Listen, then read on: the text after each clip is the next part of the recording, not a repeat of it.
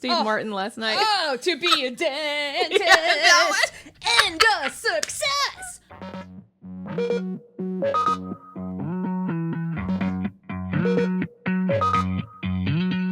Hey, everybody. Welcome back to Fandomly Speaking, where each week we speak randomly about fandoms. I'm Liza.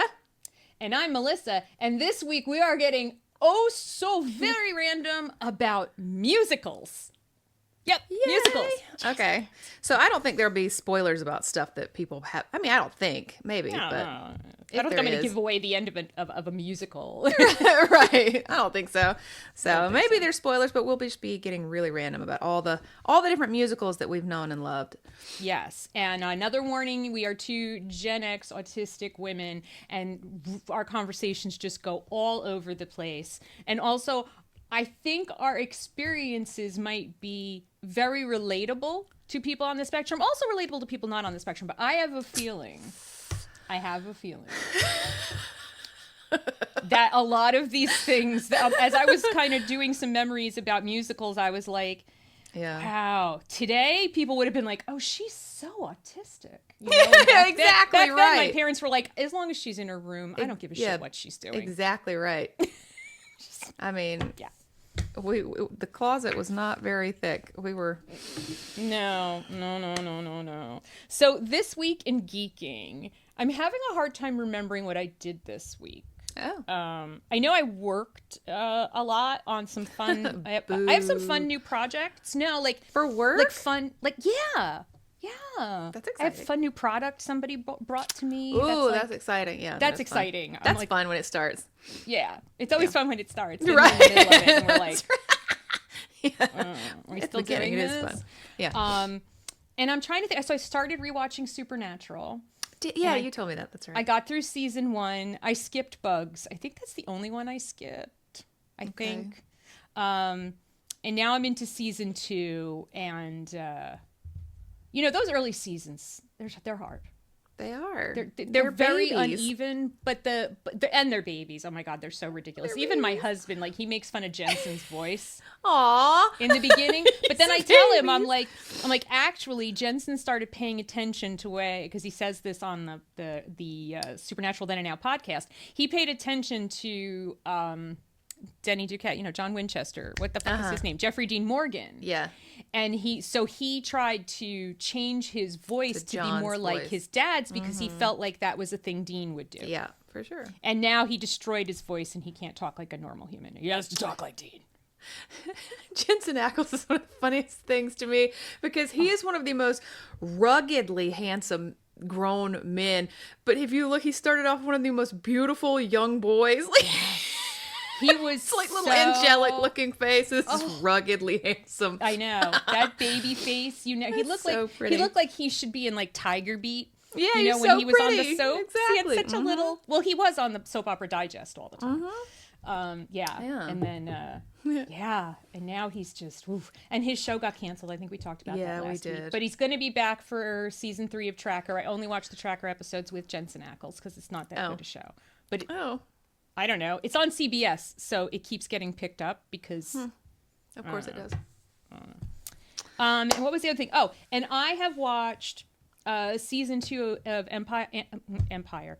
Interview with a Vampire now. Yeah. I went from having not watched this show like a month ago. Amazing. I've watched the second season all the way through twice, and I'm almost done watching it for the third time. That's crazy. It's so good, Liza. You keep saying that's so crazy. It's so good. It makes me feel. Oh. It makes me feel things, good things, hard things. I'll have to, especially with what we're talking about. I'll have to send you something that I found on TikTok this week, actually, and it's somebody has done like almost the entire Phantom of the Opera, but if it was done in New Orleans in brass jazz, and everybody's like, "This is what Louis would be listening to." And I'm like, I would absolutely fall for this Faye trap. I would be. This would work on me for sure. Yeah. Oh yeah. And Lestat would be like, "This is trash, Louis. Right? This is not good." Yeah. So that's all I really did this week in geeking. I probably did more, but I don't remember it. Yeah. I only remember Lestat and Louis. Oh, of course. They're fresh in your mind's eye. I didn't do a whole lot. I absolutely love T. Kingfisher. I've talked about that before. One of my most favorite authors. She's just so good. And I started to read her new Paladins book, which is part of a series. And I'm like, you know what? I just don't remember enough. Let me go back and read the whole series, which is like 7 books. So I just started over the whole entire series of T. Kingfisher's Paladin series. And it starts with the Clockwork Boys. And I never hear anybody talk about these books. And everybody needs to read the Clockwork Boys and the Wonder Engine. Okay. It's like one book in 2 acts, but it's so good. T. Kingfisher's just so good, and it's spooky season, and everybody needs to read all of her scary stuff too. So I did on Tuesday. Philippa Gregory's newest book about the Tudors came out, so I immediately had to jump all over that, and it's about Jane Boleyn, who is the one. She's just a spy. She's just a. I don't know. They're trying. You know what? Philippa's trying to make her sympathetic because this is the book from her POV. Yeah. And even from her POV, I'm like, nah, bitch. Nah, bitch. You sold out everybody. Right. You sold out everybody.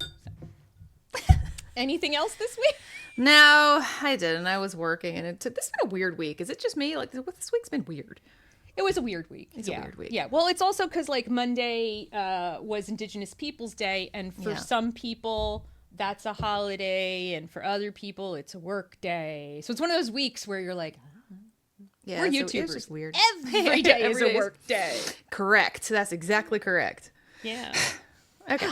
Okay. We have some comments. Yes, we have 2 comments. Want to read the first one? So we have Rhea7633. They were so convinced that her soul was in hell dimension like Angel, so they might have been convinced that she would appear in a magic wormhole like him, which is stupid, but they were all young and stupid except for Anya. That's about Buffy and when they tried to bring her back. Yeah. I mean, I agree, but and that's an excellent point that Rhea makes about Anya. Anya knew better. She watched them do all of this and never said, there's a small problem. We need her body. I buy that logic, about Angel going in. But they had Buffy's body and they didn't have Angel's body, Right. They didn't think things through very well. No, like, they were young and stupid except for Anya. So now I have a new data point in my head about Anya. That's right. Yeah. Okay. And then from Lawn Orders, which I have to tell you, Law and Orders, every time I see your name, my head reads it wrong, and I read it as Landowners. You are that wasn't what I was expecting. As Landowners, baby. I thought Law and Orders was so clever, and you're over here just changing their name. Oh, that's what it is? It's not even... Girl, stop! Melissa. I thought maybe they were into landscaping.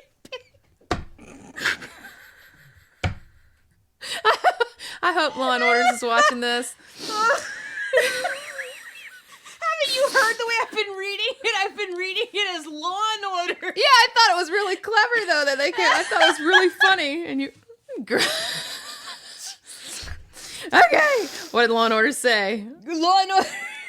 Landowner said, whew, I get the fandom free stuff a lot. It's funny because I either can only enjoy one thing at a time or I'm enjoying 27 things at once, which is a little like me right now. Yeah. Right. It is. You do get the freeze. I mean, you're just like, I can't do anything right now. I'm coming out of it, I think, right now. But what I found, I kept like we did this thing. We talked a little bit about weird shame. You were shaming yourself for reading Dungeon Crawler Carl again, and I was like, do not shame yourself. I'm over here wanting to watch Interview with a Vampire again so badly. It's like all I think about, and I'm like, I can't do that again. No, I can't do it again. I should watch something else. So I'm watching Supernatural a little bit. I'm watching 12. I'm trying to watch all these different things, and my heart is telling me what I want, but I'm shaming myself. I know. Why do we do that? My husband did a good job of not shaming. He saw me watching it and again. He goes, oh, Interview with a Vampire again. Not in a judgmental way at all. Yeah. Love that man. I know. So anyway, thank you, Law and Orders. Landowners. I'm going to have to go back and watch our older episodes. I've said it, Law and Orders every time. Well, it is then. I thought it was super cute, funny. It's a fun name, Law and Orders. Yeah. I like that. I did have a comment from TikTok that I wanted to read to you. His name is Forever Elliot on TikTok, and it says, Melissa, I'm going to be completely random. I'm doing my training at American Girl, and you're in the video they showed us. No way! How cool is that? Get out! That's cool. I thought you'd want to hear that. So, wow.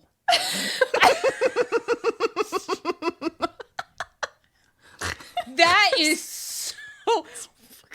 Wow. Yay. Okay. All right. Wow. I'm going to stand a little taller today. Thank you.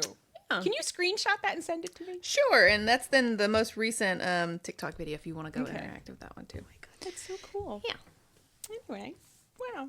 So yeah, we're going to talk about musicals. Yes, musicals. And I thought of this as a topic because in our very first episode where we did the getting to know you, one of the things that we learned about Liza is that you love musicals. I love musicals. And I think I've always loved musicals. I think that being a little kid with Disney, you know, as your background, you do love musicals. All of kids' media is got music in it, and you start to love all this music.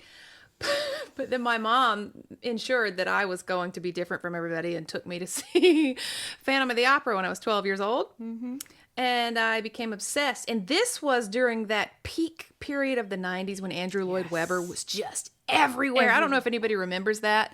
But this was like, I don't know if it was the original, but it was the real cast, the real Broadway cast from Phantom of the Opera came down here to the Fox in Atlanta, and we saw them. I mean, I was just gone. Did they do the chandelier thing? Yes. I mean, I was just sitting there the whole time like, what's happening? So she got me the little CD, and I would just sit in my room in the dark listening to Phantom of the Opera for hours and hours and hours. Such a hauntingly beautiful score. The whole way it's, I mean, yeah, I saw it. I've seen it 3 times on Broadway. Yeah. With 3 different Phantoms. And I've also seen on video Paul Stanley from Kiss. Oh, that's amazing. Actually, he in Canada, he played the Phantom. That's amazing. He was not great. Okay. But this is Paul Stanley from Kiss. He was good. Yeah. Like, he really put his all into it. And he had the range, you know. Right. That's a hard score. It is so good. So good. So then did you just all the Andrew Lloyd Webber? You just Oh yeah. Yeah, all the Andrew Lloyd Webber. Like I needed all the stuff. Which not all of it's good, but no, but he was a friggin' god then. But yeah. In that era of the 90s, like that early 90s, I mean it was something. So yeah, I just have really always been into musicals. And when I was writing down my musicals that I loved so much, I also had to have a section about non-musical movies where music is the focus. So it's not like these were musicals. But music is the main point of these. And those are like my top favorite movies are all like that too. Yeah. So yeah. Definitely. I there's a few that, well, I'm like, well, that's technically not a musical, but right. You know, yeah. So I got into musicals at a very, very young age. Part of it, I believe, is because my mom was a singer, like a trained singer. Wow. And she chose, for some reason I do not understand, to, at the age of 19, drop out of college and marry my father and move to Beaufort, South Carolina on a naval base.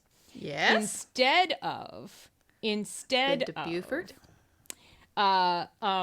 Lovely place, I hear. She had an opportunity, at least, to audition for one of the big opera companies in the city. My mom could sing opera. Holy cow.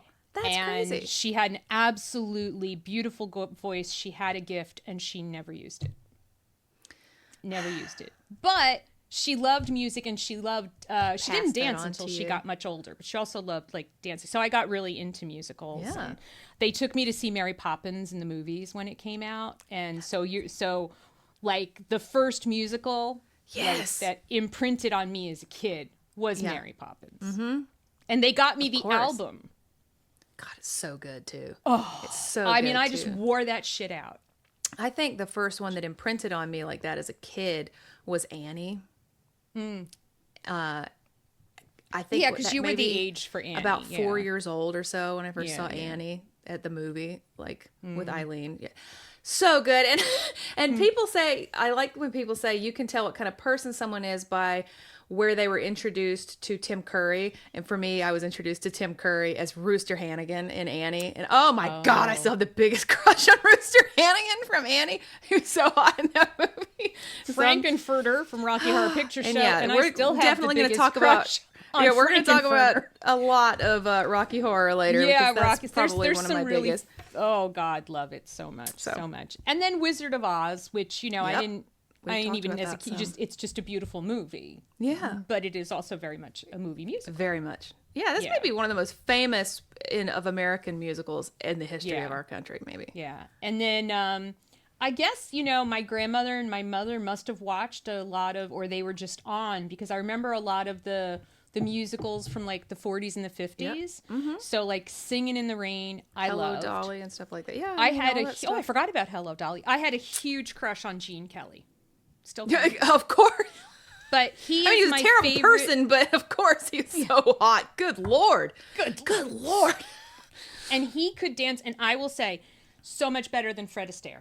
Yeah, he really could. He was way more athletic than Fred Astaire. Fred Astaire could really dance, but Gene Kelly was so athletic. Yes, just Fred Astaire was a little stiff. Yeah. Gene Kelly was so fluid. There was more ballet in his moves, and he was so friggin' good looking. So and Fred hot. Astaire had those ears. And I know. Yeah, so those are the ones that I remember early on, and then I remember there was this I guess it was a movie about musicals called That's Entertainment. Okay, yeah. And it was it was on HBO a lot. Yeah. And it was a look back at movie musicals from like the beginning. Yeah. Like with when they were movie musicals that were silent films, Yeah. And then they had like Busby Berkeley and all of those insane musicals with he's the one who came up with the overhead shot, and you had all these girls doing things with their legs and all. Yeah.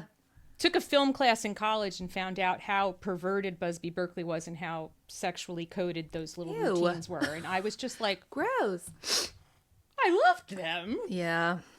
Do you remember, or did you ever, were you ever in any school musical? No, and isn't that weird to have loved it so much and I never performed in anything? But you have to understand, like, you are talking about that you went to see like Phantom of the Opera 3 times. I only had that opportunity once. I mean, I lived in the middle of nowhere in the South. Yeah. We don't have that down here. The Fox Theater is really old and it's really amazing and it has amazing things, but Atlanta was 3.5, 4 hours away from where I lived. I couldn't just pop over there and go to something like that. It was a big deal. So I grew up in my class that graduated had 30 people in it.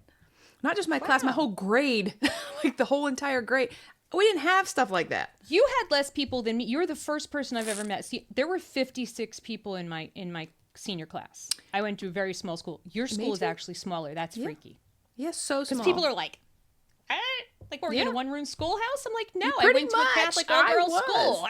So yeah, you were. Yeah. So you never performed in I a did musical not. or No, I anything didn't. like that. But So I need to hear I. Oh, you didn't. I was just convinced you were going to have been in something. Wait. Here's the thing, right? I seem like the kind of person who would have been a theater kid. Right. But no, for a few reasons. When I was younger, there was nobody to take me to dance lessons or singing lessons or anything like that. After school activities were a no-go. My grandmother wanted no part of having to pick up people at different times. And then I got into high school and I joined chorus. And so I was able to sing because the secret is I can actually sing. I don't exactly have my mother's voice or range, but because I was never really trained, I guess. But I can sing. Yeah. And I just was afraid to sing in front of people. So I did sing in chorus, but I would never try out for solos any of the plays. Yeah. Well, I did a duet my junior year, and I was absolutely just so in love with that. But the reason I never went out for any of the school plays and stuff, and I think a lot of people might relate to this, is remember, I was really weird. Right? Unlike the rest of the theater kids. Oh, no. The theater kids are a different kind of weird. I did not. Oh my God. I didn't. It was like a thing where like some popular girls always got like the lead roles. Yes, of course. Yeah, and that's true. then then there were all the other theater people, and I wonder if it's still like that. Me. And I wonder if the like the teachers know that they do this. Like, do you know that you do this? That you're constantly giving these parts to the same people talk about over it and all the time. over and over again? Yeah. Yeah. Like, it's absolutely ridiculous. But it was definitely People that way do when it I was a all the kid too. friggin' time. Yeah. So I never did that, but I performed amazing musical numbers in my room. Me too. I was number one. That was great. And we've already talked about this. So we talked about how we used to perform Grease. I mean, when we were little. Yes. I mean, just the whole thing, right? Yeah. Whether you're by yourself or with finish. your cousins or your friends, just we're all Grease the whole thing. God. So you asked this question in our notes. Are musicals a mirror of their era? And I think they are even a little bit more of a window into an era than just a film. Right. Because it's overly exaggerated. Whatever's going on is always overly exaggerated in a musical. So we have like some of the older ones. Oh my God. Like let's take like Seven Brides for Seven Brothers. Holy crap. Yeah. Do you know what I mean? Like, it's so over the top. Yeah. With the, like, we're kidnapping women for that sobbing women's song still just kills me. Well, I mean, Oklahoma too is kind of Oklahoma. There's some South Pacific. South Pacific was a little racist. I do think so. They're more than a mirror. They're almost like a caricature, let's say, of their era. Yeah, that's a good point. That's a really good point. And it's interesting because I also noticed like choreography changes. Yeah, of course. You know, obviously, but I watched Wednesday for some reason. I don't know. I wasn't feeling well, so I watched A Chorus Line, the movie. Yep.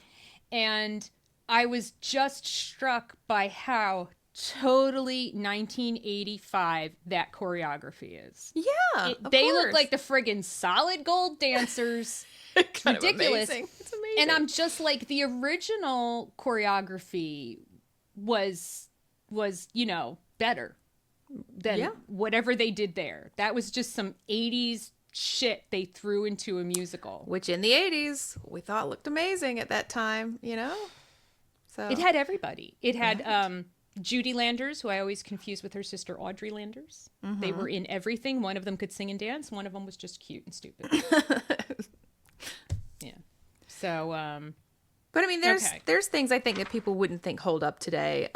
Like, no matter how much you love them, they don't hold up with just the times. Like, so My Fair Lady, you said Oklahoma, stuff that doesn't hold up. But then there's things that hold up surprisingly well, like Cabaret. Now, Cabaret is probably my top favorite musical of just all time. See your shirt. Yes. On my shirt. I absolutely love it. I love it on stage and I love the movie, they're quite different, but I love them both. Oh my God. And it holds up so surprisingly well. So much so that when someone does it poorly, like Billy Porter has recently gotten a lot of flack for his performance, people notice because it ruins what's happening in that story that is very relevant. Wait, who did Billy Porter take over for Adam Lambert? I'm not sure if there was someone between Adam and Billy, but he did the MC role, and they have just torn him to shreds. Oh, that's a shame because I mean not like the normal tearing to shreds. Like, you really ruined what. Because Adam Lambert, I've seen really bad. Some of his performances on YouTube and stuff, and he really got into that role. He liked it. There have been some really good MCs with this new new show, and there was a lot of criticisms of what Billy Porter did. So interesting. The story is so relevant that people don't like it when it gets screwed up with, right. Yeah. And I just love it so much that I've always loved the movie. And then when I was about, I don't know how old I was, 20 years old, maybe, my boyfriend in college took me to see it on stage. I went to FSU, Florida State University. Mm-hmm. And FSU actually has a very famous theater department. Like, they're very well known down there for their theater department. And he took me to their showing of Cabaret for like Valentine's Day or something.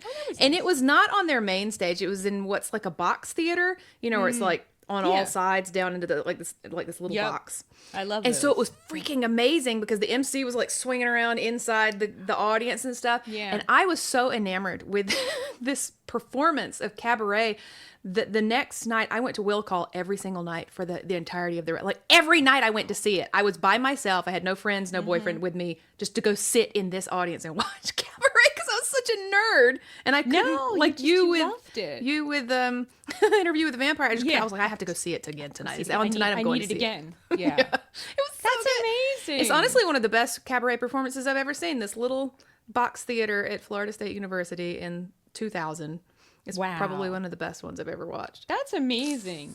There was my friend Jessica, who is actually sort of technically the reason that Bill and I are together. Oh. She's the one who got me to do online dating. There was, believe it or not, in the late 90s, pioneers of online dating. A Broadway musical called Civil War. Yeah. It was about the Civil War. Yeah. And it didn't last very long. I know. I remember. Yeah. But Jessica fell in love with this musical from the beginning. And she was one of those people. She went to every performance she could. She was always at the stage door. She got autographs from everybody.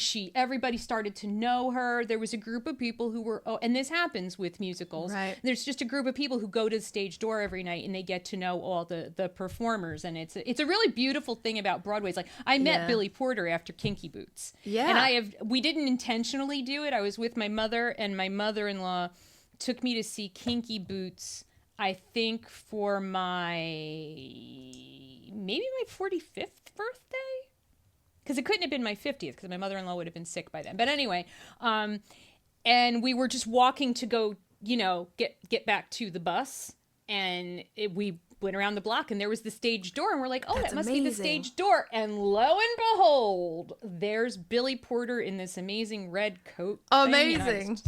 I was just like, Kinky Boots was amazing. I need to be very clear, though, because I think that people... I have not watched Billy Porter's performance in Cabaret. I'm talking specifically about people's criticism, not my own criticism. I haven't watched it, so I can't make a criticism. Right. I like him in other stuff I've seen him in. I have a really long list of musicals, and I did not organize mine. Me neither. I mean, I only organize them in as much as I put them in like Broadway, Disney movies, stuff like that. I didn't even do that. And mine's not even numbered. I mean, it's just a big old... It's just... I grabbed a list. I was like, what are some of the quintessential Hollywood musicals? I asked Google that, and it gave me a list, and I really I crossed out most of them. Oh, no, wait, no. But, I love Singing in the Rain. I talked about that. We talked about Cabaret and Mary Poppins.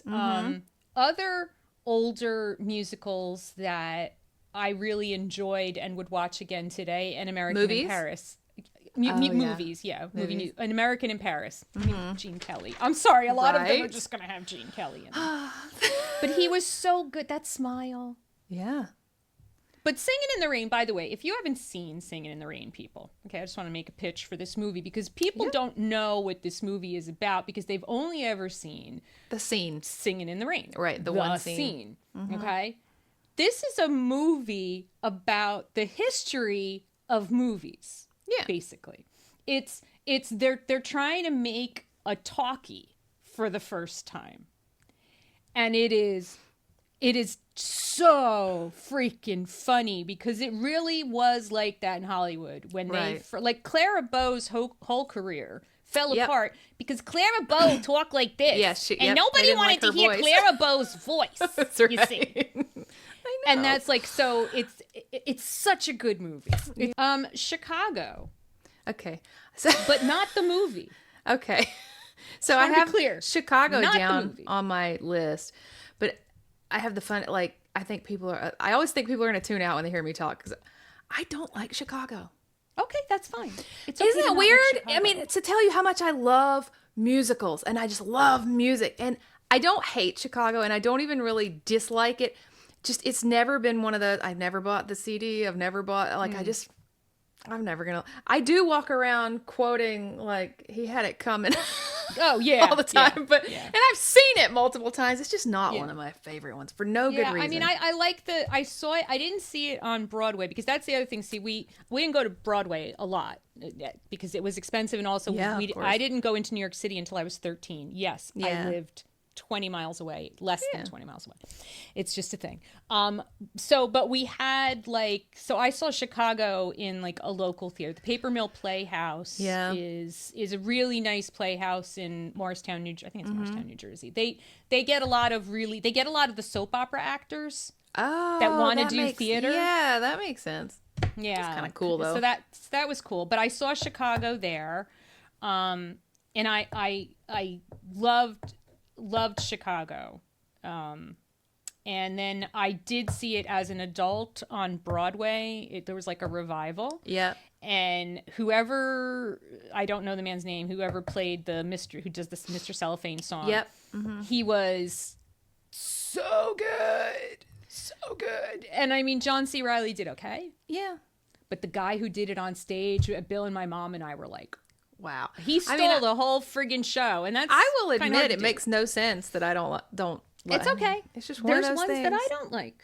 Right? I mean, it's just one of those things. It's like it just didn't hit for me for no good reason at all. No. Like Les Mis? Yeah.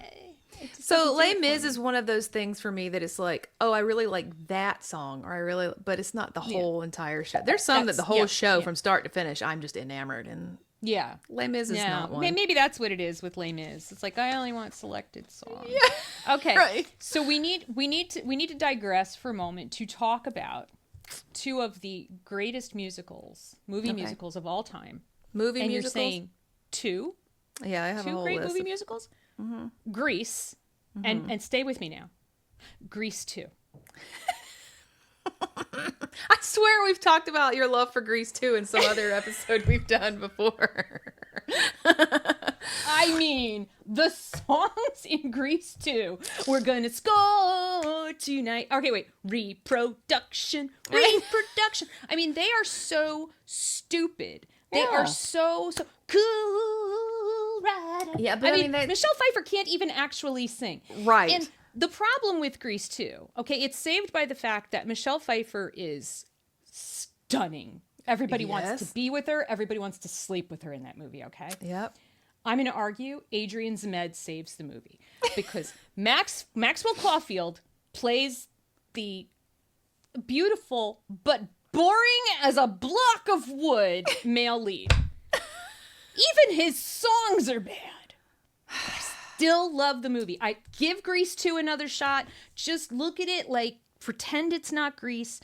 Just pretend it's like a really raunchy version of High School Musical. Yep. There you go. And the songs are just as stupid. Yeah, that's exactly right. That's right. There you go. But High School Musical is also one that everybody loves. So, I couldn't get into that one. But yeah. Well, you and I were not the audience for High School Musical. Was I Musical. not the target audience? I can remember my nieces standing in front of the TV just like I did for musicals with High School Musical. Yeah, they were dancing. Yeah, people were so into that. Yeah, so that's my. Do you have like a musical that you're like people are going to question?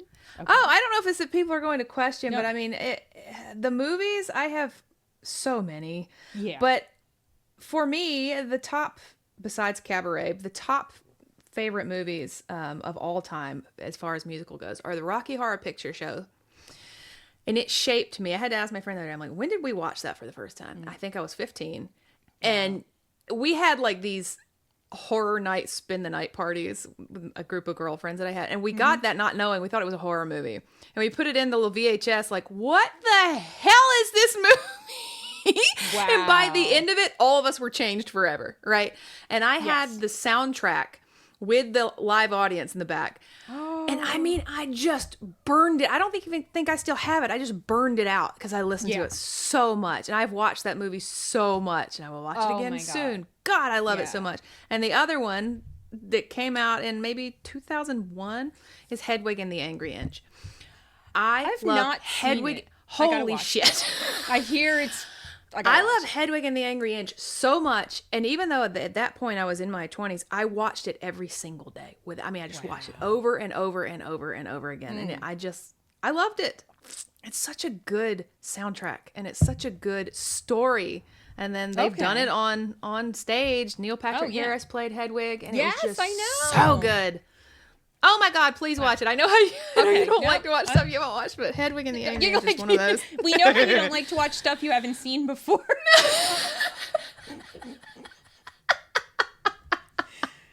On a day when the tism isn't too bad, I might be willing to watch something I haven't seen before. I might even try a new food. Good. Okay, let's not go crazy. Those two things are never going to happen on the same time. But I mean, we have The Wizard of Oz and The Sound of Music and Grease and I don't like The Sound of Music. Watch it. I'm saying it's come out. Most other than but Mary that Poppins. one has also held up though, right? In the era. Yep. Holy God. We have Little Shop of Horrors. I was going to say, okay, Little Shop of Horrors. I was watching the scene with Steve Martin last night. Oh, to be a dentist and a success. Okay. I can do all of the dialogue in that movie. Amazing. I can sing the shit out of Suddenly Seymour. Yes. You would be both parts. Mm-hmm. We saw it in college. We went to see it. I guess it was like my sophomore year in college. And my friend, this is a true story. So my friend Snags, because he had a broken tooth. That's why his name's Snags. I like that. And he was a big, tall guy and with dark hair that was hanging in his face all the time. He was always trying to, but the funny thing is he was really, really good looking, but he was a super dork. And now I look back and I go, Tism. Yeah. That's why we were friends. That's right. And he always wore a black leather jacket, some sort of black death metal t-shirt, black jeans, and like Doc Martens or black boots, whatever. And he wanted to be a dentist. So we go to see Little Shop of Horrors. And out comes Steve Martin, dressed like Snags, and he's singing a song about wanting to be a dentist. It's amazing. All because he's a sadist. I love that movie so much. So good, so good. Rick Moranis is amazing. I don't remember the name of the girl who plays Audrey. I don't remember either. I don't remember Audrey. And the funniest thing is when they come to the end of that scene and Bill Murray's just sitting there like, yes. He's just when like I get bouncing hungry, in his seat. When I get hungry, I'm over here. I look at Bill and I'm like, feed me, Seymour. You're right. Feed me all night long. And it's really funny that movie specifically was not, there was no CGI back then. All of it was puppeteering, and it was, the shots were really, really impressive. I never saw it on stage. I would have loved to have seen that on stage. I friggin' love that movie so much. Oh my God. We have Purple Rain. Yes, Purple Rain is on my list. Purple Rain. And do you know that I got to see one of the great pleasures of my entire life? I got to see Prince live. And not only live, but it was in a tiny little personal theater where I was 5 rows back. So I was maybe 10 feet from him. I did. And that was another thing that I'm just glad that I have the hyper independence trauma.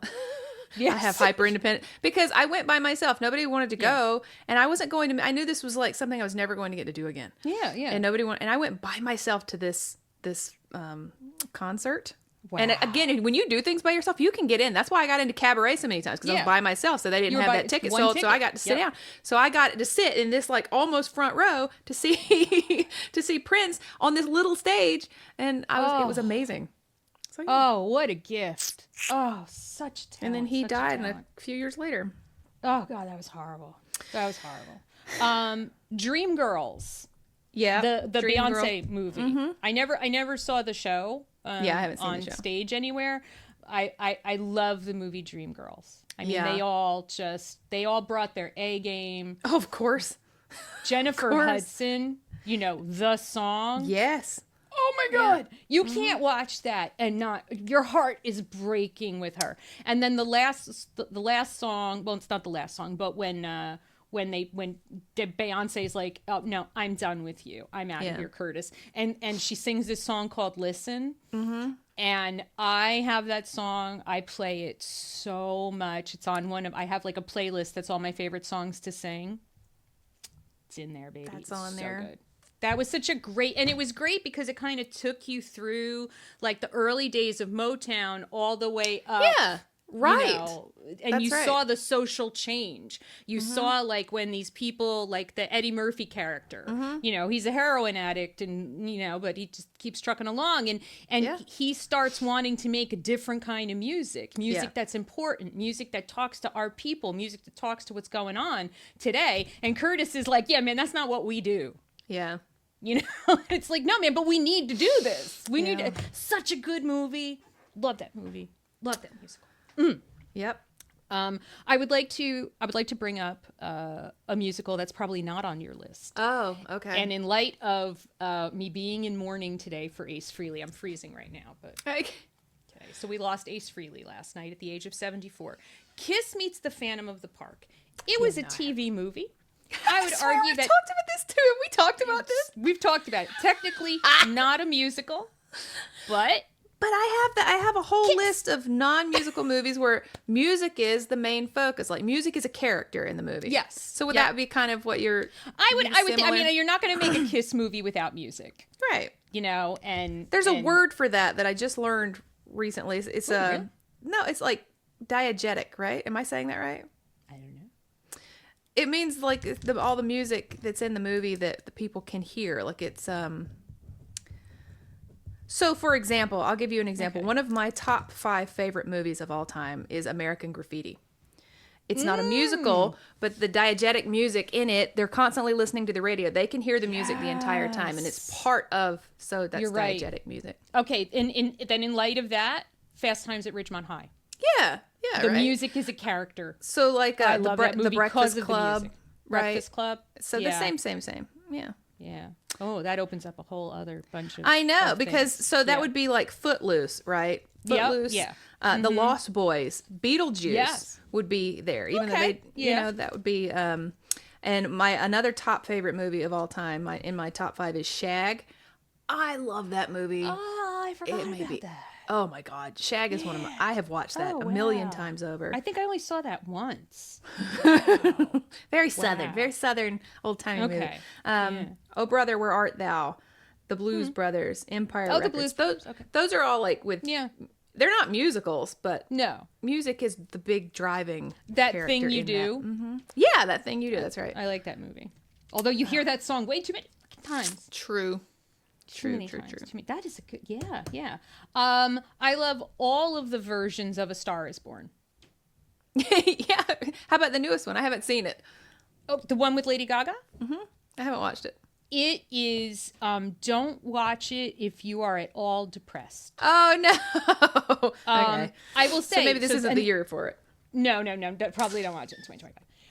My favorite of the 3 versions, because there's Judy Garland, there's Barbra Streisand, Chris Christopherson, and then there's Gaga and those are the only 2 I've seen. Bradley Cooper. Okay, my favorite is the Barbra Streisand, Chris Christopherson version. Probably because that's when I was a childhood. I love Chris Christopherson. I love Barbra Streisand. Sorry, folks, I can sing her entire discography. Yeah. But it's really, really good. The reason that I picked that one is the Gaga version is too realistic. Oh. I understand what you're saying. It's way too close to home on loving someone with addiction, on just... It hits too close to home on a lot of things. Yeah. I saw it once in the movies. I thought it was a masterpiece, and I was like, I can never watch that movie again. I just... hurt too much. Yeah, so maybe I'll leave that one till I'm in a different place. Yeah, like about 10 years when we're back in some sort of golden age. God.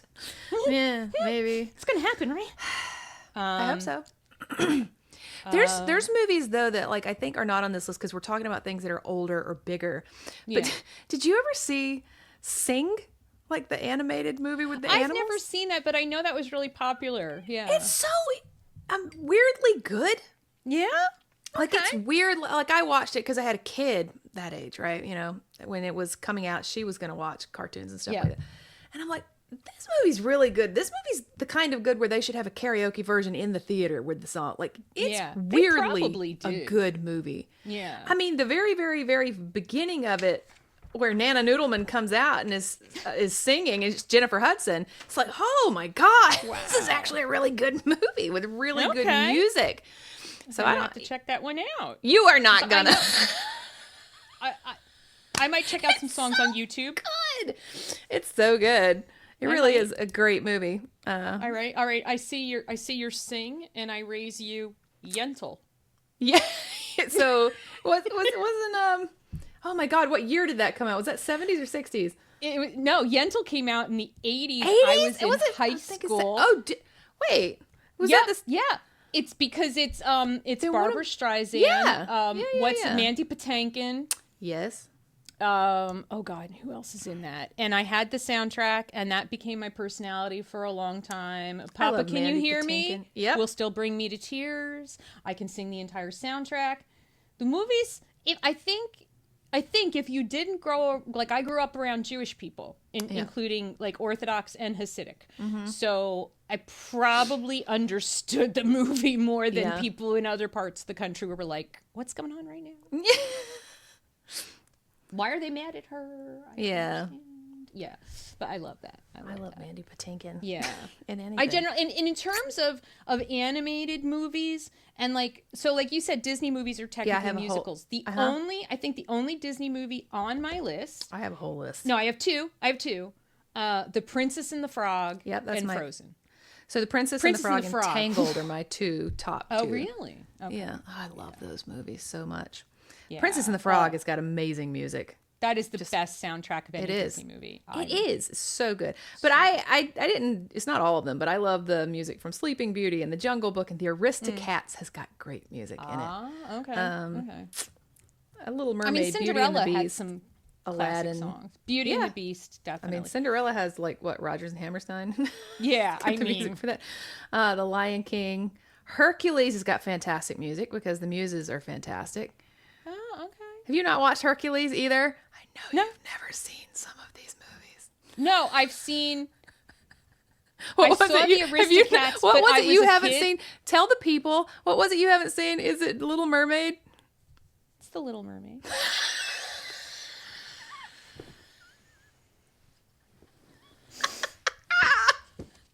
You just think that's so funny. I do.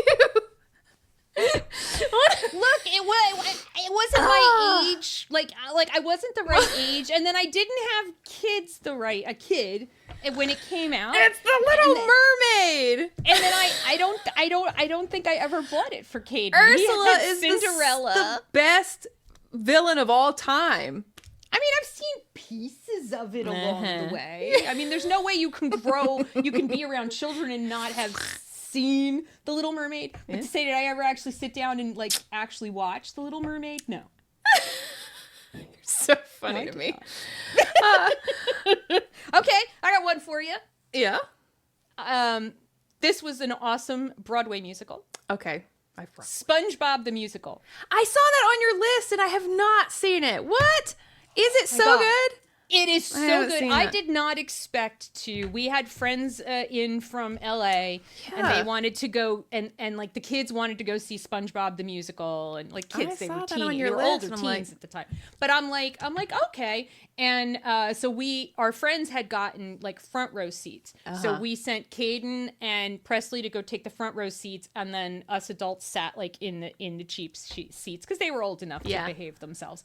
And Bill and I were stunned at how good it was. Awesome, though. The music was amazing. Squidward, the guy who plays Squidward, does a tap dance number. Wow. Remember, he's got all the legs. Yes, he does. It was mind-blowing. Mind-blowing. I cannot get over how good SpongeBob the Musical was. That's especially awesome. Because I don't like SpongeBob. SpongeBob takes a certain. I thought it was. My son tells me he's part of a segment of his generation whose parents would not let them watch SpongeBob, and there's. Did you not let him watch SpongeBob? That's. I just never put it in front of him. It's not like I forbid it. So you want to talk about autism? My daughter. Let's talk about autism. My daughter, for some reason, so she didn't watch SpongeBob either, but it wasn't because of me. For some reason, at a certain age group, like an age that she was from certain here to here, she wouldn't watch anything where the character was yellow. So SpongeBob was out, the Minions were out, anything like that. It was that if there was a yellow character, she was like, I'm out. I'm not doing this. I can't. Okay. She'd just get up and leave the room. So I was like, all right. I've asked her at 15. I'm like, what was the deal? She was like, I don't know. She's like, it wasn't vibing yellow with the was yellow triggering something. Yeah, she didn't like that. So what about Encanto? You like Encanto? Yes. Loved Encanto. Yeah, that's good. Loved it. I thought the music was amazing. I love the movie. I love Coco was okay. Coco's so good to me. But there's another movie that is almost just like Coco. And it's a story of bullfighter. And he gets and he dies, and then he tries to come back to his girl. And I asked Caden, I was like, "What is the name of that movie?" Because it's The Book of Life. Oh, okay. Such good I've heard music. that. Such good music. So like Coco's good. Yeah, Coco's I love Coco. good. So Book much. of Life, like, is a movie that I watched we saw it in the movies, and then when it came out, like, I watched it again. The music was that good. Now, there's something that happens to Disney movies that I absolutely hate. Because they're for children and because they are so catchy and so good, they ruin them by playing them everywhere all the time, right? Of course, kids are going to want to watch them over and over and over and over again. And as a parent, you're like, oh my God, if I hear that one more time, I'm going to pull my hair out. And then they also play them on the radio or whatever it is. And so you mentioned Frozen. I remember taking my daughter to go see it when she was 3 years old. We took her to the theater. I cried in that theater when Elsa sings that song and you heard it for the very first time. Yes. I mean, it is so emotional and so big. That song is so big. And then by the 7,000th time, I was like, if they don't stop playing this song, I really am going to kill myself. This is horrible. I've loved Let It Go every time I've heard it's so good, right? Like, that's such a good song. It's like just And the emotions of the scene when she sings it. Oh my goodness. So yeah. That was so well done. I mean, that movie has a lot of flaws, actually, but we can talk about that on another episode someday of movies that, like, were these written by two different groups of people? So you mentioned Mary Poppins, so I want to bring up non-animated Disney. I love Mary Poppins so much. It was one of my favorites. Yeah. But I also loved, it was a different era, kind of, was Bedknobs and Broomsticks. And Pete's Dragon. We used to watch those in grammar school. Yeah. And Chitty Chitty Bang Bang. Yeah, that one too. Yeah. There was a lot of weird movies back then. Yeah, they used to do, like, in grammar school, they would occasionally do an assembly, and we saw Bedknobs and, I guess these are the ones that the school had. Bedknobs and Broomsticks. She's fighting Nazis in that movie. What was the other one? Oh, the other one was that really depressing Red Balloon movie. Oh. I don't know why we were showing that movie to little kids. We're all like, I think this isn't existed. Was this written by John Paul Sartre? What is this movie? Just be like, I don't care. I'm in an assembly. Shut up. I'm not. But did you watch Pete's Dragon back then? Yeah, back then. Yeah. Yes. I haven't seen it since then, though. The music is so good in that movie. Yeah. And one of the best Christmas movies of all times is Muppet Christmas Carol. The best version of A Christmas Carol is Muppet Christmas Carol. And they still have the best Christmas music every year. Christmas music from them, and the Muppets Treasure Island and Muppets Take Manhattan. The best music ever from when I was a kid. I remember all that. The Muppets were big. You guys are the younger Gen X and, like, older. But they were all musicals. Muppets, all of it, right? Yep. Up until recently, but they were all musicals, and they were all really good, big numbers. Because there was always music on Sesame Street too. I mean, you know, we watch every year. We watch the Muppet Christmas Carol, but we watch something called the Muppets Family Christmas, and it came on like ABC or something, and it was taped. And it's so good, and it's music as well. It's just really? They're all in Fozzie's mom's farmhouse for the for this Christmas season. Not like the Star Wars Christmas special. No, it's so cute. Anyway, wow. So I have a couple from sort of. It's like, you know, rock stars. It's better than Kiss Meets the Phantom of the Park. Okay, I'm just saying. Okay. The Who's Tommy. Yes, that's so. I thought I put it on here, but I don't see it. I don't. Quadrophenia, also the Who. Quadrophenia. I have no idea what's going on in that movie, but that is a great movie. And then Pink Floyd, The Wall. The Wall, really good. That's not like you're watching these movies. You're like, well, obviously I'm supposed to be tripping on acid, but also, wow, right? Just wow. My favorite of those though is Tommy. Yeah, Tommy's that soundtrack's amazing as well. Oh, you know what? Also, my God, I totally forgot about this until just now, and I was like way too obsessed with it. The Bee Gees made a Sgt. Pepper's Lonely Hearts Club Band movie with the Bee Gees and Peter Frampton, and I loved that. Yeah, loved it, and it's really actually very bad. And then Aerosmith plays the big bad in that one. It's pretty cool. Yeah, I know it's not like PC, but I have like a real love for Steven Tyler, so we won't go into that today. That's not popular. There's so many. Yeah, it's not popular to have that opinion. Not a popular opinion. I used to love him so much. We didn't talking about tripping on acid. We want to have the kids tripping on acid, so we came out with Willy Wonka. Right, Willy Wonka is on my, and I will say original and the Johnny Depp version. Yeah, and they're different, but I still love the original. I love the original. Yeah. Let's see. We did. What did you think about Hairspray? I was going to say that on here. So, the Hairspray version with Divine. Yeah, that's the one. Is the one I love. That's the one. Mm-hmm. Yeah, okay. Because there's been some other things have been done with Hairspray over the years. Been. No, I'm talking about the one with Ricky Lake and Divine. And, Loved it. And the interesting thing is, it seems like every year there's a new generation that gets introduced to Hairspray, and they're all like, "What's happening?" I don't even understand. There's like so much you have to explain nowadays. To be like, there were these shows that we used to watch where we would watch other people dance, and we'd be all excited about it. Right? American Bandstand, bitch. I will show my daughter these videos, and she's like, "What the hell is this?" Like, I don't know. When it came on Saturday, it meant that the cartoons were over. The cartoons were over. It was time to boogie. For Soul Train, yeah. Soul Train at 12. American Bandstand, 12:30.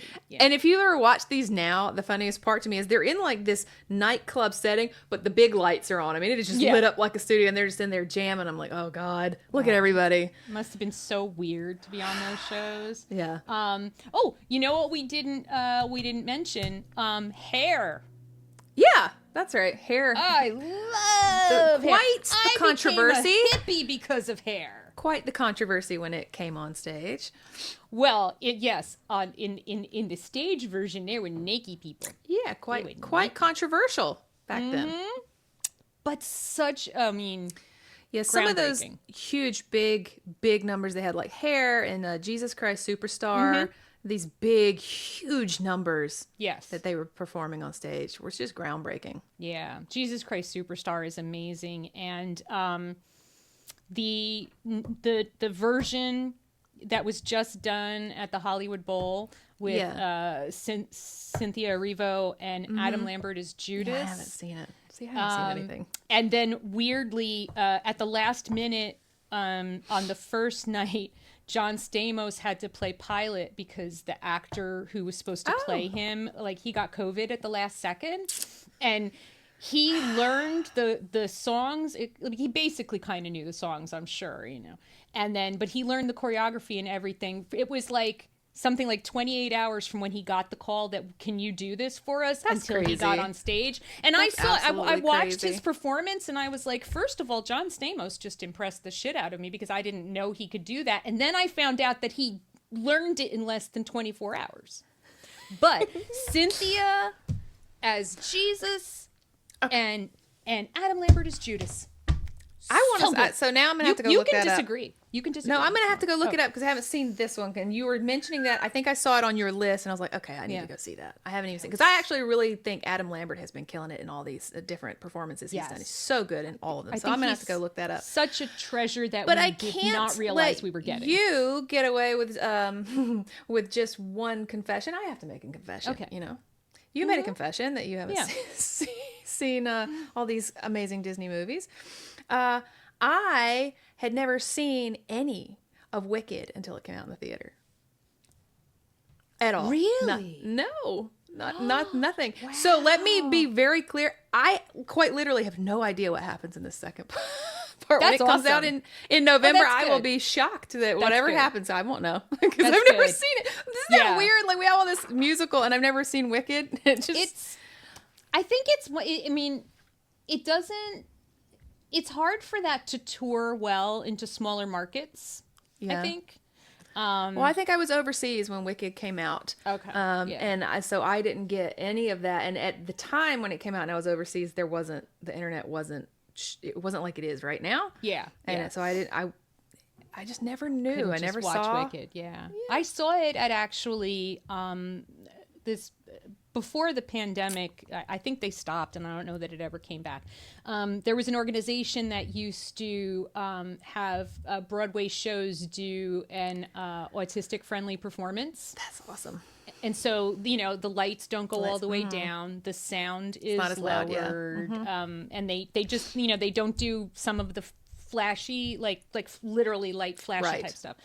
So it's like a sensory, but it was, it's the musical in the theater where the musical happens.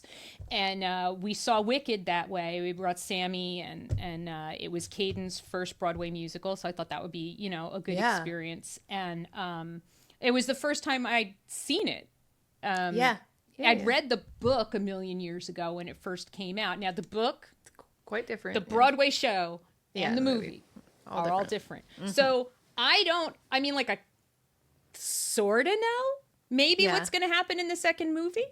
Yeah. But I think we're going to come at it because we came at like the first movie from a different direction than the play a little bit. I love Wicked. I've seen Wicked about 10 times now. I love it. Yeah, I'm really excited. And I actually, since they were coming out with the second half so quickly, sometimes they wait years, right? But it was going to come out pretty quickly. I was like, I'm not going to go look up anything. Yeah. So I loved the first one so much, the first movie. I was like, oh, I need to go watch. And I'm like, nope, you know what? I'm just going to wait and be surprised with the second movie. So it's coming out I had an next interesting reaction to, I know.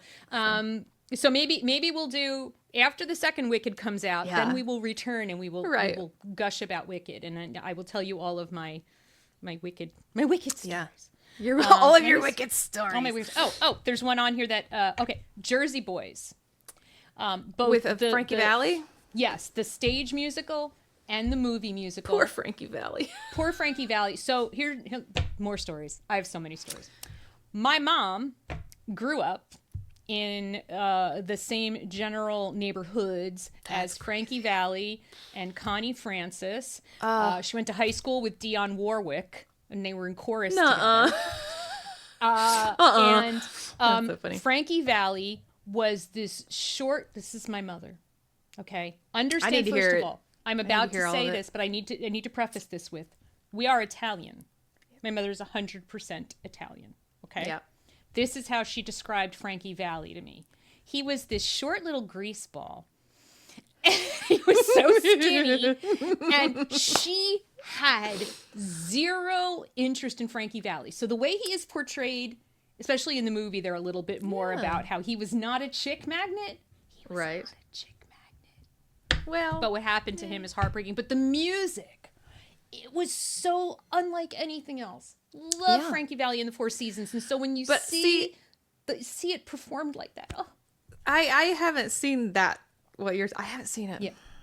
But Frankie Valli, I love the Four Seasons so much. I have so many memories of that because my dad was at the age where that was his teenage music, right? Yep. So, and I don't have a lot of good memories of my dad, but that was his teenage music. And so I can just remember being little and he and his brothers and cousins would be just singing Frankie Valli. And so I have loved Four Seasons my whole life. Just absolutely love them. So it makes me sad to see them haul Frankie Valli's avatar out on stage at this point to make him sing. Oh my God. I'm like, he's still alive. And they I don't know that he is, babe. I don't know that he is. They brought him out to something this year and it was really bad. It's I was really like, bad. Stop. I just don't think he can stop. And when you see the movie, or if you watch the play, whatever, you'll understand why he just can't bring himself to stop. It's really sad. That is sad. Let's see. Oh, Pitch Perfect. Yeah, and you know what? And I watched Pitch Perfect, and I really liked it, and I've not ever watched it again. I can quote a lot of it because it's so quotable, but I've not watched it again. I really did like it. I didn't like the other two movies. I mean, we'll sometimes do Pitch Perfect marathon, Bill and I, because Pitch Perfect doesn't have any original songs though, right?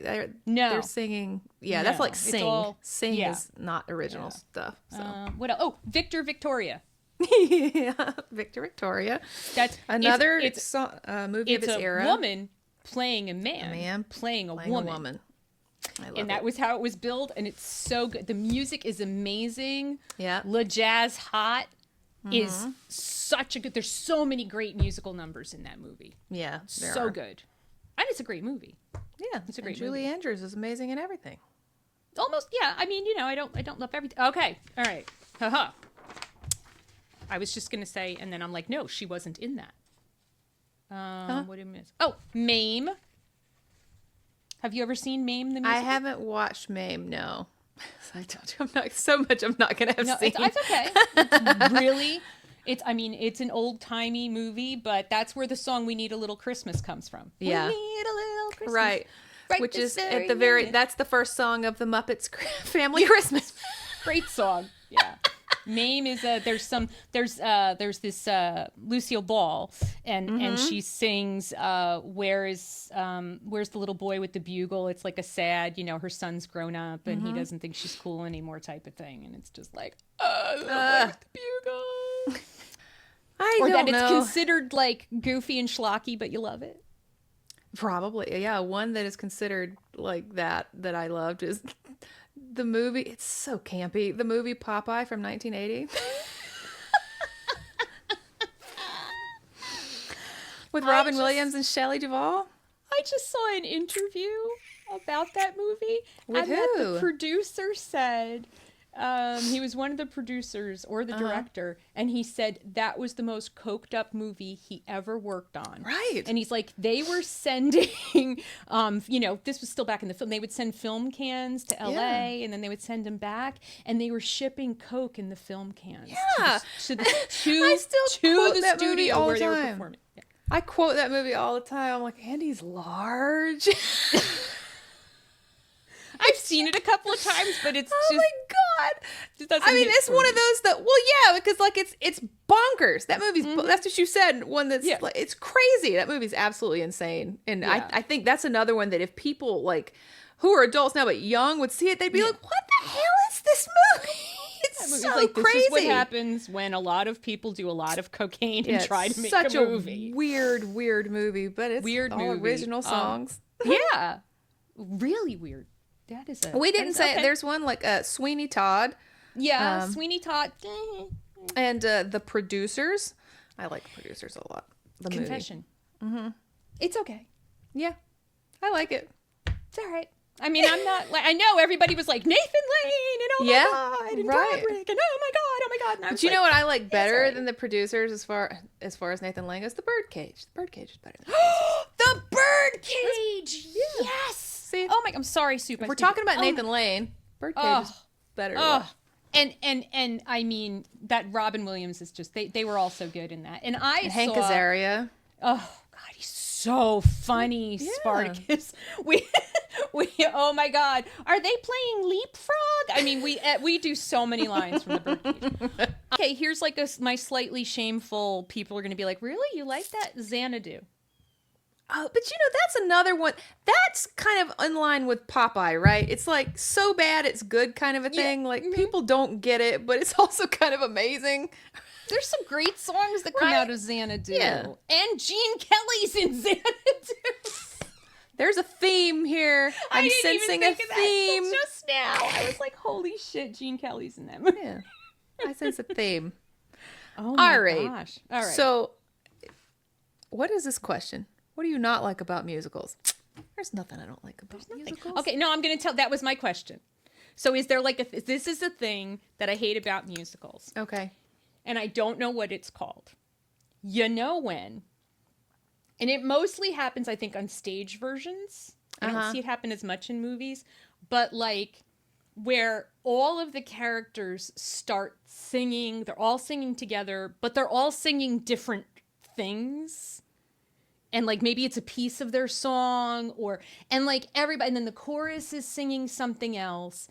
It's just too many people singing too many things at the same time, and they do it. Every fucking stage musical has a moment where they need to do this. That is a stage thing. I don't see that in movies almost at all. That's true. Because it's annoying. I hate it. I guess it just they're showing, like different refrains. Is that what you mean when they're doing different I guess. Yeah. I mean, I'm assuming there's a purpose for it or they wouldn't keep doing it. Well, but sure. I don't know if it's I think just it's because in those theaters it sounds kind of like it sounds amazing, but then for people like you and me, maybe it sounds overwhelming. Yeah. But for I'm normies, always like, that sounds here good. we go. Do you know what we haven't done? And we're going to get flack in the comments. People are going to go, what the hell is this show? We haven't talked even once about Hamilton. Okay. What the hell? We had a whole show about musicals, but then we haven't talked about Hamilton. Okay. I've never seen Hamilton all the way through. You've never seen Hamilton what?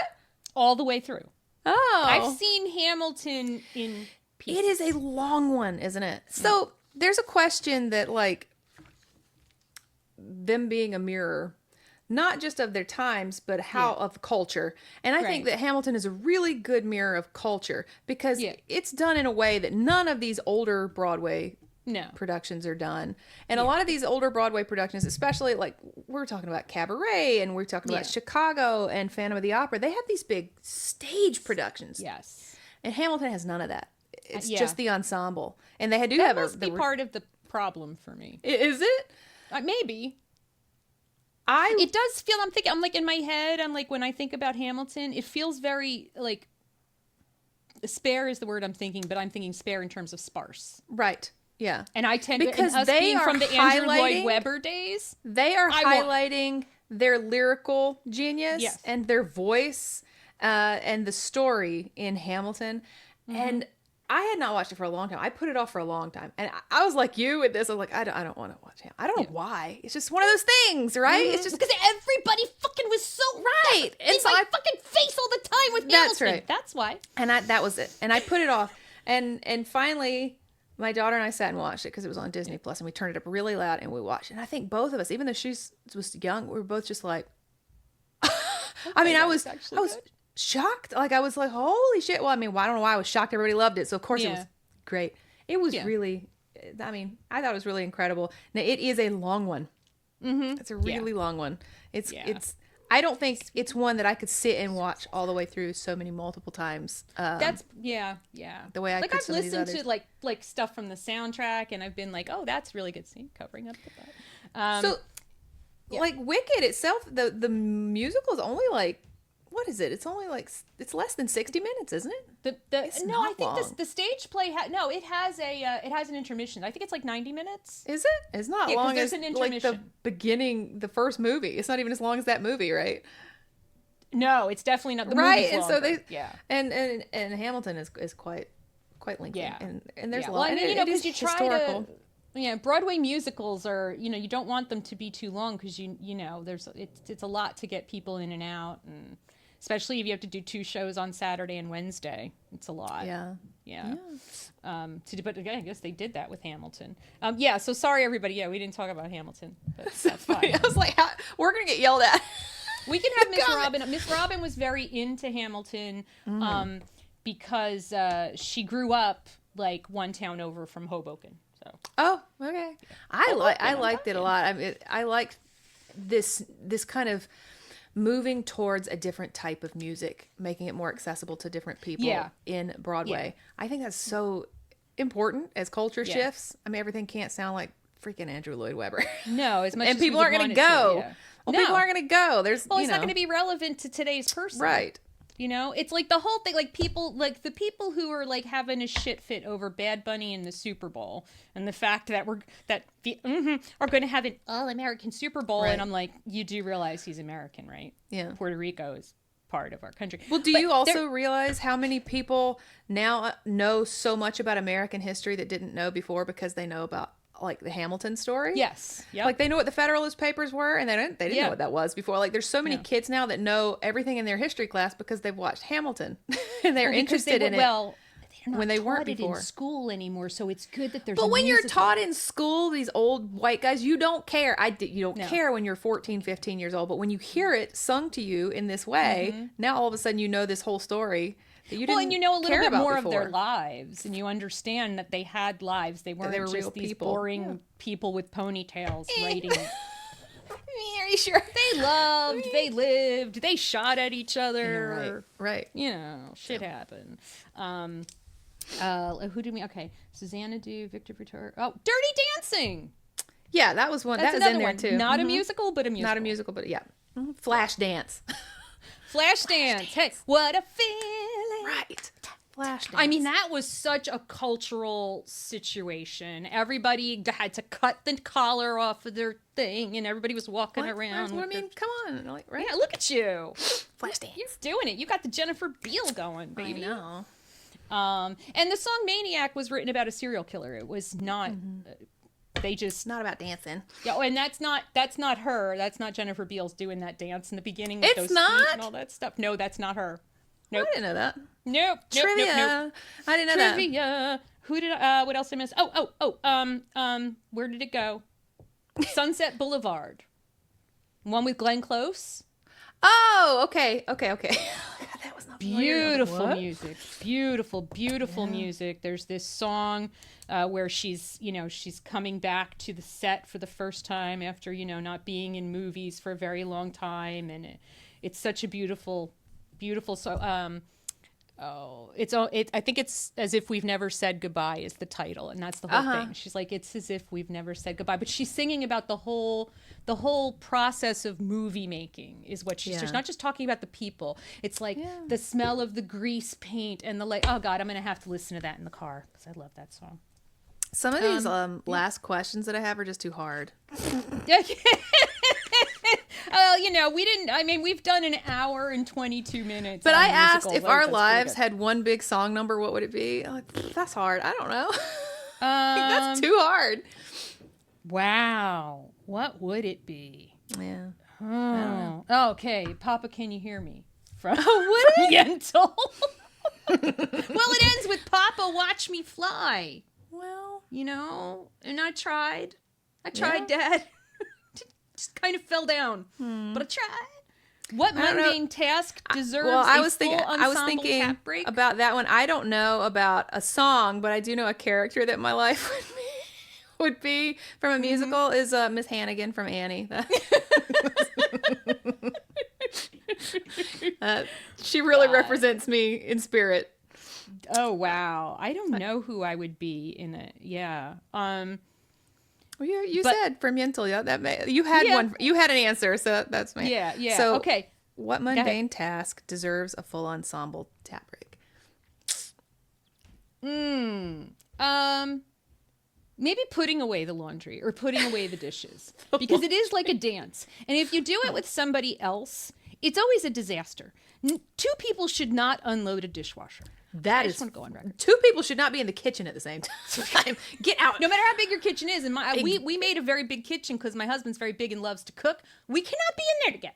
I saw a meme once. That would be a good tap number. I saw a meme once that said marriage is just standing in front of the drawer that the other person wants to get into forever and ever. And that's the truth. I'm like, you could not be in the kitchen all day, but if I come down there to get something, you're going to be standing in front of the goddamn drawer that I want to get into. Are you doing that? You're getting something out of the fridge when I need to get something. Oh my God, that is so true. Why does that happen? I don't know. I feel like I need I need like a musical song break every time I'm editing a video. Oh my God. I want to bang my head on the keyboard. And it would be us singing about the horrors of editing. And of editing yourself. I need that. Yep. Mm-hmm. Yeah. Which fandom we love most should have been a musical? I think because we talked about in the Supernatural episode that Supernatural, the musical episode, was my favorite. I want Supernatural, the musical. I think I do too. I need it. I think it's on a visceral level. At least we know Jensen could do it. Yeah. Yeah. Hello. Give Jensen some. I like DJ talks about, they did that little tap dance number like in the last season, and they all hold up the hat and the cane and everything. DJ's so pissed because Jensen can just do everything. Yeah, like, why can't he do DJ's everything? Studying his ass off, and Jensen learned the choreography the first time, and he's just like, I fucking hate you. I just hate you so much. Yeah, Supernatural, definitely. That would make a good one. I want to say Interview with a Vampire only because my whole personality is Interview with a Vampire. Yeah, I'm gonna have to send you this. Hi, Soup. In profile. I'm gonna have to send you that TikTok of the brass jazz Phantom of the Opera because it is so good. Ooh, that sounds good. Yeah, so we've gone on for a really long time about our obviously we love musicals. We love music. Obviously. We love musicals, and we missed a ton. I'm sure. I was just trying to sit down last night. And I was thinking about, by the way, note to you and everyone else, on YouTube, look up Illegal Heathers. It is a high school production of Heathers as a musical. Oh, I loved that movie. Did you like that movie when it came out? I loved that movie so much. Yeah, it was so good. Okay. So I've never seen the official Heathers the musical. Me neither. But I have seen Illegal Heathers on YouTube a couple of times. I will look it up. I haven't seen Heathers the musical either, and I really did love that movie. Yeah. Oh, and I forgot to list another one that this is one of my absolute favorite musicals of all times, and I saw it twice on Broadway, Jekyll and Hyde. Okay, I haven't seen that one. Okay, the soundtrack is beautiful, beautiful, beautiful, and that is the one where they did a thing. They did a little stunt casting to try to keep it going because it wasn't really making the money they needed it to make. So they started bringing in rock stars to play the role of Jekyll and Hyde. Wow. And some of them did pretty well. And some of them did not. What surprised everybody, and I think it surprised him, Sebastian Bach from Skid Row. Yeah, you're right. People were like, that was fucking amazing. That's crazy. I haven't seen that. And some other people played it and they were horrible. I think they put Hasselhoff in it. Oh, of course they did. But yeah, I would always get they would do a 2 or 3 week stint. And I'd always get the reports from my friend Jessica. I'm like, okay, how are they? How were they? And she'd be well, I love that you have a friend who was in the know. That's pretty cool. Yeah, that helped. Since we talked about Heathers, my mind always goes down 10 extra roads. Yeah, I got to another movie that I didn't put down, but it also I would say this is more 80s even than Footloose. Did you ever watch The Legend of Billie Jean? Yes, we will be invincible. Right. Ah. And she cuts off her hair. Oh, that's such a good movie. I only went down that road because we were talking about Heathers, and then I got to Christian Slater, who was also in The Legend of Billie Jean as a little kid. So that was wow. Ooh, we went all over the place. I don't apologize, but we did. Well, we never apologize. We do, but we don't really mean it. We're like, I'm so sorry we went all over the place, but isn't that why you came here? Maybe. Yeah. So we want to hear about all of your musicals, everything that we missed, things you might disagree. You might not like Grease 2. It's okay. I think you might want to reconsider that. Just watch it again. Come on. Oh, Adrian Zemed is absolutely, he's just a little tiny powerhouse of a dancer. Everybody's going to give it another shot. So I think the thing I'm most interested in is to see what musicals come out in the future. What's the future of musicals? What are we going to do? Right now, I don't know. There's nothing on Broadway that really is calling to me. And it has become, it used to be my mom, you could get some coupons. You could go on a weird day. You could go to the TKTS booth in the city, but we never did that because we didn't want to take a chance because you don't know what you're going to get in to see.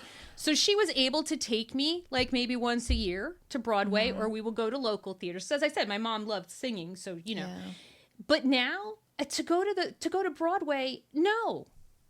No, I can't afford it. I cannot afford almost $500. By the time I get myself there, I got to park somewhere, or mass transit is now stupid expensive now too. And it's just, and then the tickets are ridiculous. Yeah. It's not worth it. Sad. Yep. It's not very accessible to everyone. No, it is not. But anyway, so until they see us again, where can they find us? We are on YouTube and Spotify and Apple Podcasts. We are also on Instagram and TikTok, and we have a Patreon, so please check that out. We do. And until we see you next time, stay unmasked and overstimulated. Bye, guys. Love you guys. Bye.